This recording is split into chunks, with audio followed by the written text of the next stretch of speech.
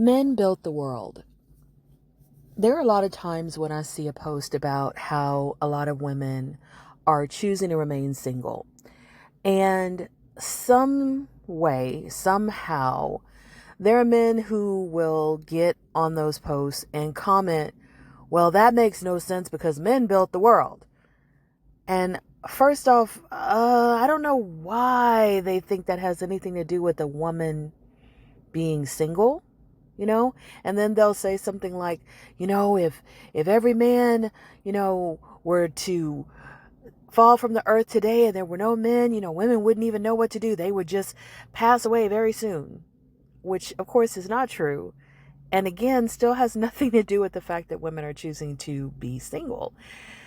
But just to even talk about that for a minute, this idea that men built the world, right? Of course, it took people to build the world because first off, you had to have people to build anything. That means you had to have men and women come together, have babies to have people to do anything.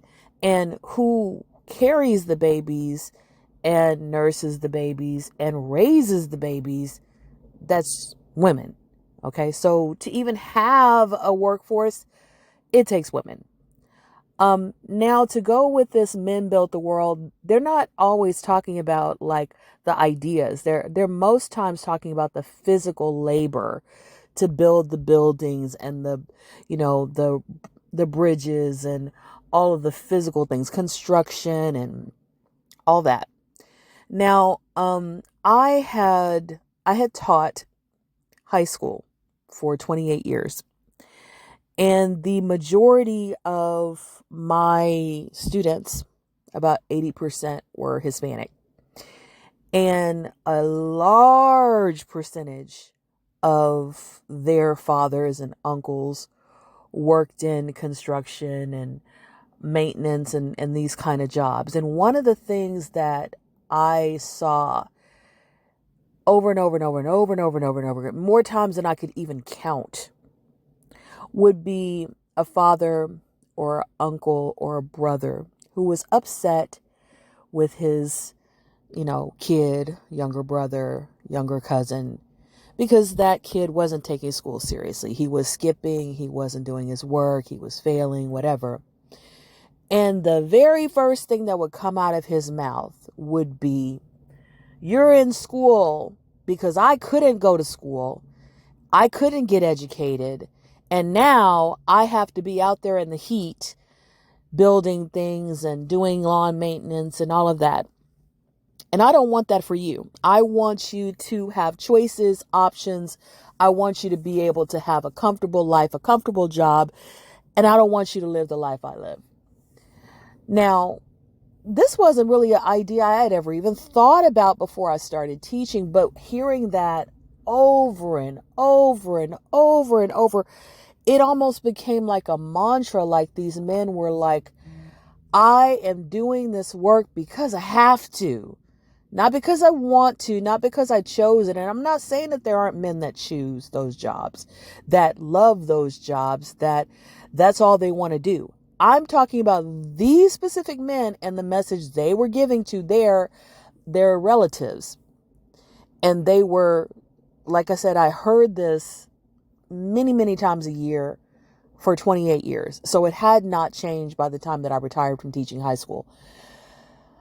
So what that impressed upon me was the idea that some of the things that men try to throw in the faces of women are not necessarily choices that they made for the good of society, for the good of the world. They were survival choices to put food on the table and a roof over our head and clothes on the back of myself and my children.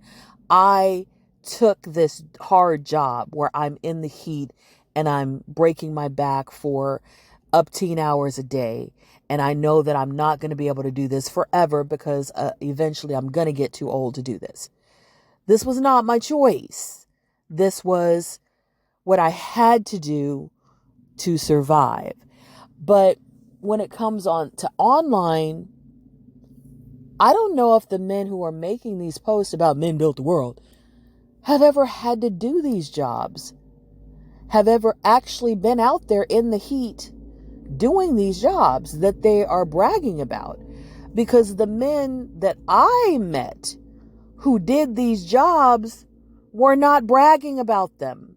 They wanted their younger cousins and brothers and sons to never have to do these jobs, to never be the ones who are, quote, building the world. They wanted them to have the air-conditioned jobs that these men online are making fun of women for having. They wanted them to have these intellectual jobs that these men online are making fun of women for having. So I think there's a disconnect between reality and these bragging rights that these men think they have.